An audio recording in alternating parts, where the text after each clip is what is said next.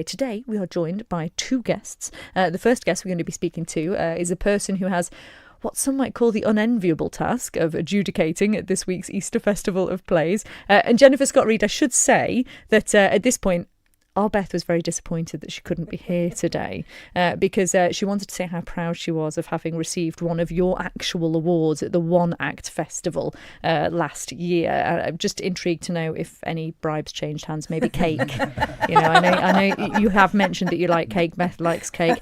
You don't take bribes, obviously, do you? No, but I do like cake. Wink, wink. So Beth, maybe for next year. And in fact, Michelle, you are a winner of the Young Actor of Man, part of the festival as well, aren't you? So you are very well versed on all of this as well. Indeed, yeah, I've done lots of things within the festival, both here and on the island. Very grateful to I've met lots of GoDA adjudicators, and yeah, it's a very exciting place to be. It is. But before we get on to the festival, I just want to say, Jennifer, you're one of those people who clearly has a very varied life, because on the information you sent through to us, she just dropped this into the information. As an engineer, you designed the lighting in King's College Library. I need to know more about this before we talk about the festival. What was that all about? I was very lucky. I worked for estate management for the University of Cambridge, and someone spotted me and asked me if I actually wanted to be a tracer. So I worked up to be a tracer, a draftswoman, and ended up being a project manager. And one of the projects I worked on was for King's College, Cambridge, in their library. Oh, my word. So, yes, I worked for them for about 18 years. So it was an interesting time. I'm guessing if it was the library that it had to be sort of rather subtle lighting, did it? Let's say the architects wanted it very subtle, but you have to be able to see the books, and when you've done it all in oak, so there was quite a challenge getting the architects around. But actually looking at creative lighting, so actually looking at wall lighting, different ways of doing it. And I believe the lighting's still there, even though fantastic. That was in the beginning of the 90s. So what a yes. wonderful legacy. Yes. And, this all plays in, really, doesn't it, to what we're talking about today? Because, the Festival of Plays is not just about acting. It is all about, as well, the background as well. You've got all the sets, you've got the lighting, you've got the design.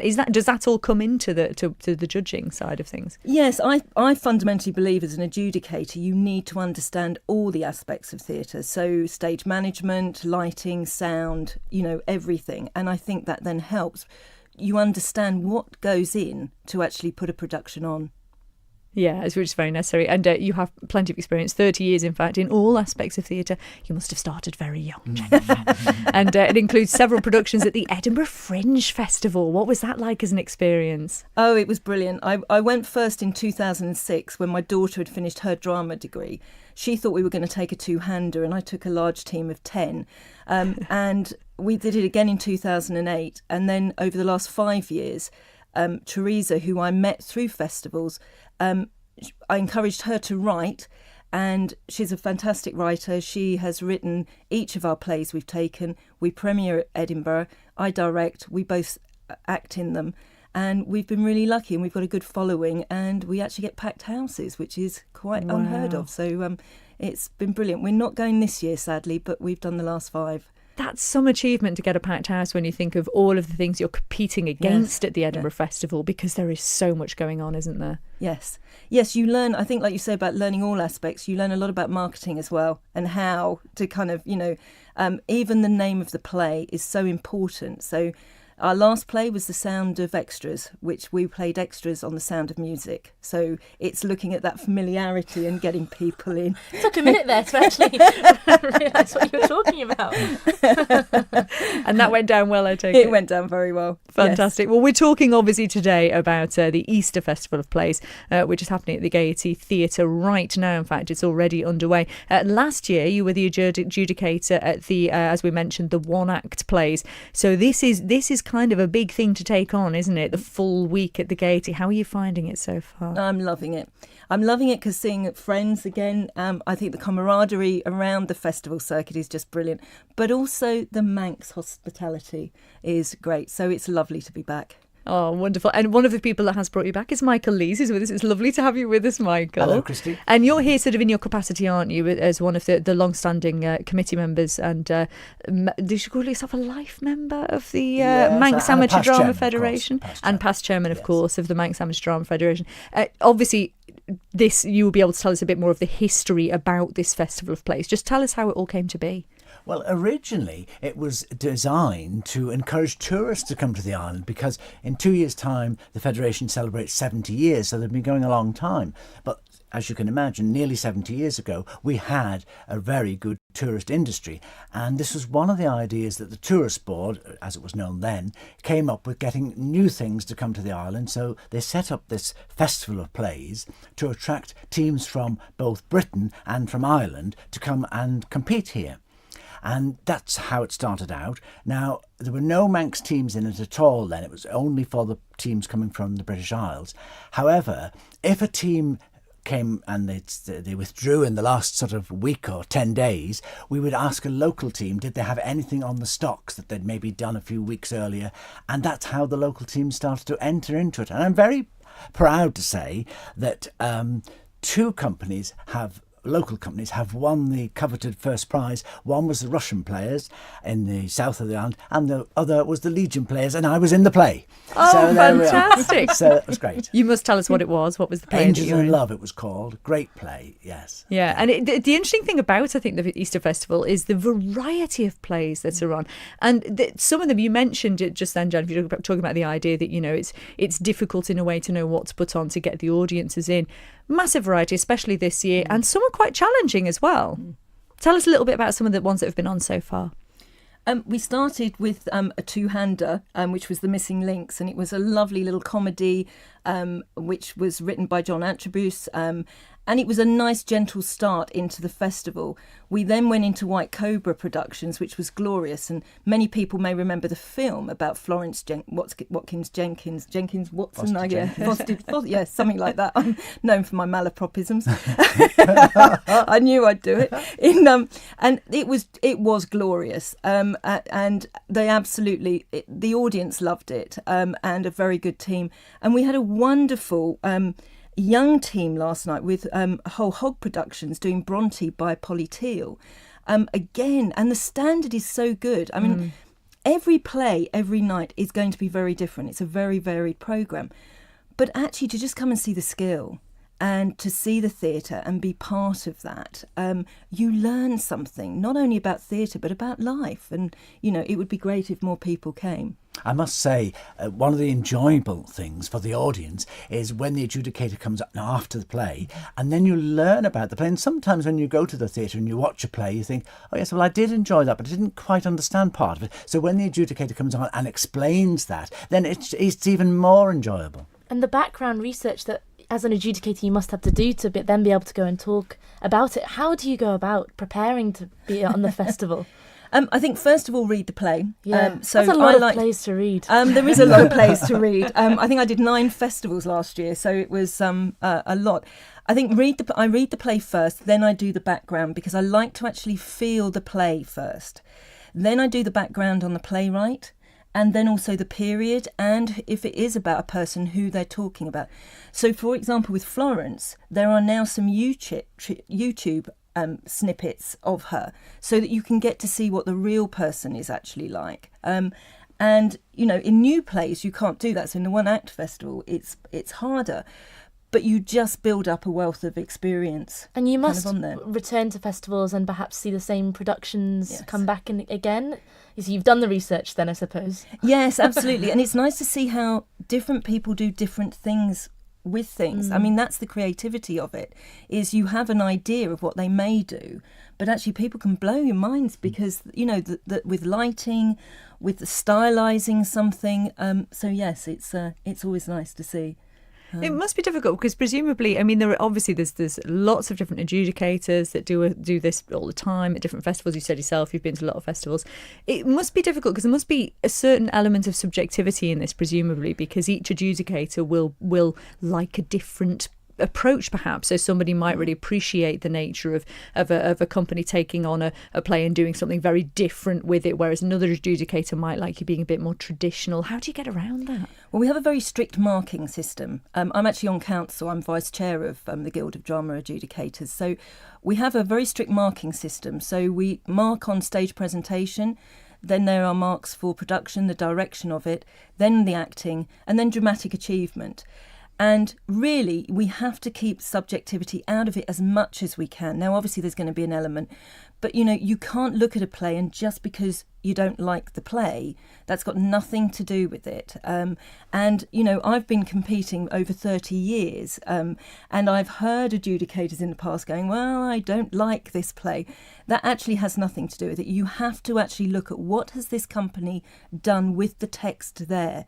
And as an adjudicator, we shouldn't comment on the play that's chosen. It's actually what the team has done with it. And go ahead, Michelle. Another thing that I find really interesting about festivals as well is the limited time that each team has to get into the theatre, and because it's just that one day, isn't it? Yes. And in the one act, you have 10 minutes to set and 5 minutes to strike. That's it. And in the full length, you normally will have all day. But actually, when you're moving a whole set in, that takes most of the day because you're trying to get your lighting right. And do you ever consider that when you judge, taking into account the set itself and how long they will have had to take to put it all in? Yes, when I've done peripatetic full-length festivals where someone owns their own theatre, and of course they've been able to construct that set over a period of time, is very different to someone moving into a theatre and have only got an afternoon to kind of set it up. So you take little bits into consideration. It's more my comments that we were talking yesterday. If a team's very inexperienced, you've got to develop them and you can't destroy them. So you have to look at how experienced is this team? What are the facilities that they have? And what did they do with the opportunities that they had? So, yeah, very much so. And this is where the Manx theatre community come into it, because the teams, of course, don't usually come with their own props because, of course, they've got that journey to make. So the local teams provide the props for them. They send a list in advance of what they would like, and the local teams do their best to help them provide that. That's wonderful. And, of course, because local teams as well, not just the access, but they'll know the stage as well, because the Gaiety Theatre in itself, I mean, that's part of the experience, isn't it? To be able to actually perform on such a grand stage. It's one of the reasons why when you ask teams, why do you come to the Isle of Man? Sometimes in this time we've got 3 coming from Europe. So why would you come to the Isle of Man? And it's always the same answer. We just want to appear on that stage, the lovely Frank Matcham Theatre, which is now world renowned. It is, and quite right too. It's a beautiful thing. And did they ever get a tour? Did they get to see underneath all the Corsican trap? They can do, yes, there is a tour, which they can do if they want, So what's still to come then, Michael? What plays have we got left this week? Right, so tonight is the Tuesday. So we've got The Vandal by Hamish Linklater, and this is a team from Switzerland, which is really great. Really looking forward to that. That's quite a challenging play, and we'll see what they do with that. And then tomorrow night we've got An Alan Ayckbourn, which hopefully will bring a bigger audience in, and that's a play called Henceforward, a play probably lots of people don't know because it's not one of his most familiar plays, but nevertheless it's a team from Wellington, from Telford, and we'll hope that they do some really good work with that. And then on Thursday we've got a history play. We've got Joan of Arc, which is really great. And again, a team from University Players Hamburg. So that's great, isn't it?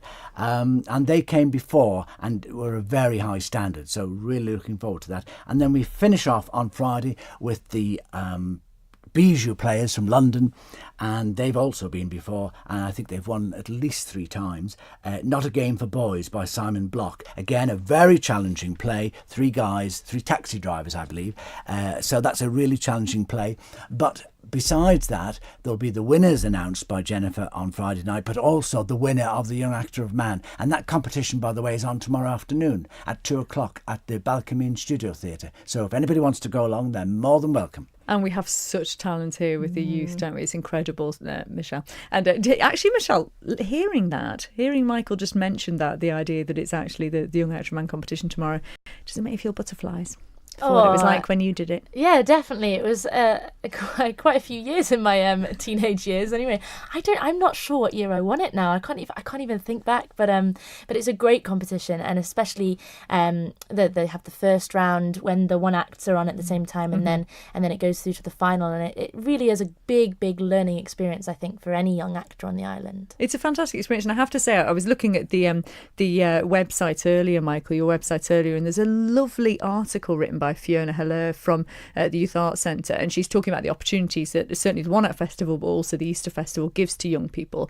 I'm just going to read a bit of it because I think it's really wonderful. She says, "The pressure for these young people to succeed is immense, but succeed they do, thanks to the festival that can see past the nerves and the braying bravado of a stroppy teenager to see the potential of every cast member who trembles his way through his lines, faltering, then, hopefully, suddenly and bravely finding their voice, a voice that will never leave them because they did it and did it well." And that sums it up, Jennifer, doesn't it?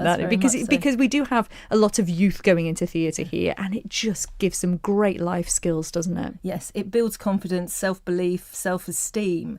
And I think just having that opportunity, and your talent on this island. I mean, I did the regional, the round before, and I've got the final tomorrow. But it's going to be a tough one, because if it's anything like last year, just everyone was phenomenal. You have such talent, and also you want to encourage them coming up through, into the other groups and actually coming back to the island, because, they're brilliant. So what are you looking for in your young actor of man? I'm looking for commitment. I'm looking for passion, with them believing just whatever you do, a bit like Florence, just believe in yourself and do your best. And, it's looking at all of the skills that go with that, the theatre craft, but actually, the confidence on stage and being able to deliver is the most important, I think. And of course, they win a great prize, because the prize for the Young Actor of Man is a week at summer school, fully paid for. So that's fantastic. And then what we encourage through the Drama Federation is that whoever wins it comes back the following month, or maybe a few months later, and says what the experience was like. And so many of them have come back and said, it was just, blown me away, and they just find it so useful for whatever they're going to do. And of course, theatre comes into all sorts of things now. Auditioning for a job, it's very good if you've got a theatre background, because you get the confidence, you know what to do, and it makes such a difference.